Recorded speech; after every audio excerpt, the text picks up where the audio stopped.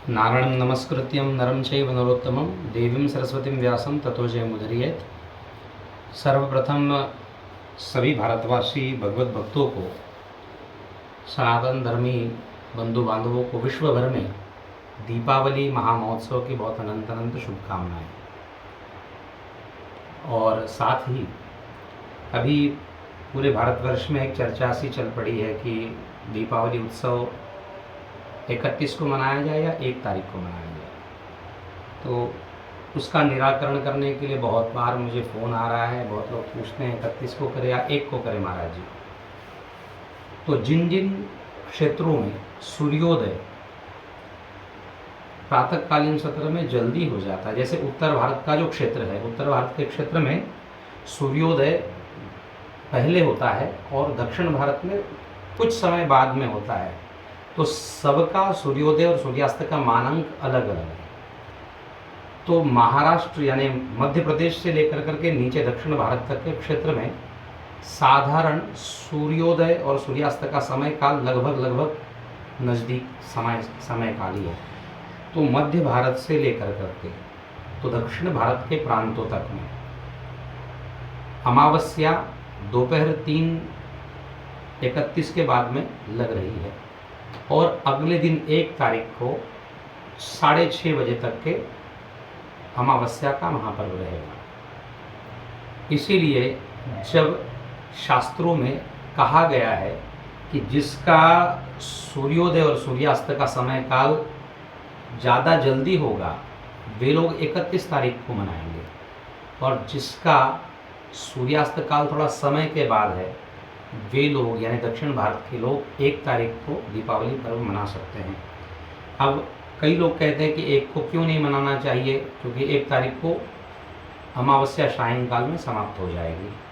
तो उसके लिए प्रमाण कहा गया है, आपको भविष्य पुराण का प्रमाण है कि प्रदोष समये लक्ष्मी पूजयित्वा ततक्रमात् दीप वृक्षादातव्या शक्त्या देवगृहेषु च दीपान्यत्वा प्रदोषे तु लक्ष्मी पूज्यम यथाविधि। भविष्य पुराण कहता है कि सायंकाल में भी प्रदोष काल तक भी अगर अमावस्या स्पर्श करती है तो उस दिन की अमावस्या को मान्य करना चाहिए, और उस दिन लक्ष्मी जी की पूजा करने से घर में सुख शांति समृद्धि की प्राप्ति होती है। जैसे एकादशी में भी कभी कभी 2 दुना एकादशी आ जाती है तो हम लोग संकट में होते, परेशान होते हैं। उसके लिए भी सभी लोगों को एक विचारधारा समझनी जरूरी है कि सूर्योदय और सूर्यास्त का मानांक ही है। आपको ये चीज़ समझनी होगी कि उदिता तिथि वाली ज्योति यानी जो सूर्योदय को दर्शन कर लेती है जो तिथि, उसी को सभी जगह भारतवर्ष में साधु संत विद्वानों की तरफ से मान्यता दी गई है। इसी आधार पर पुनः मैं आपको दूसरा श्लोक सुनाता हूँ जिसमें ब्रह्म पुराण का प्रमाण आया हुआ है। ब्रह्म पुराण में कहा गया है कि अर्धरात्रे भ्रमत्येव लक्ष्मी रात्रियतम ग्रहान अतस्वलं कृता लिप्ता दीपेर जागृत उत्सवा इति ब्रह्मोत्तेक्ष प्रदोषार्थ अर्धरात्र व्यापिनी मुख्या एककलप्त्याव परेव प्रदोषस्य मुखत्वा अर्धरात्रि नुष्टयाम भवांच। अर्थात अर्धरात्र में भी अगर आप प्रदोष काल को स्पर्श करने वाली अमावस्या के दिन अर्धरात्रि में भी पूजा करते हैं तो भी वह अमावस्या धारण ही मानी जाएगी। इसलिए भी 1 तारीख को आप दीपावली का महामहोत्सव कर सकते हैं। ब्रह्म पुराण में कहा गया अपराह्ने प्रकर्तव्यम श्राद्धम पितृपरायणे प्रदोष समये राजन कर्तव्या दीपमालिकेति क्रमः। अर्थात अपराह्न काल में श्राद्ध का कर्म करना चाहिए पितृपरायण होकर करके।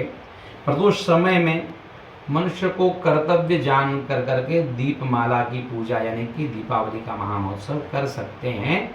इसीलिए भी यह प्रमाणित है। स्कंद पुराण में भी वैसा ही वर्णन आया हुआ है। तो इतने सारे पुराणों के जब वर्णन है तो बहुत सारे धर्म संकट में किसी को पढ़ने की आवश्यकता नहीं है। पुराण ही प्रमाण है, ग्रंथ ही प्रमाण है।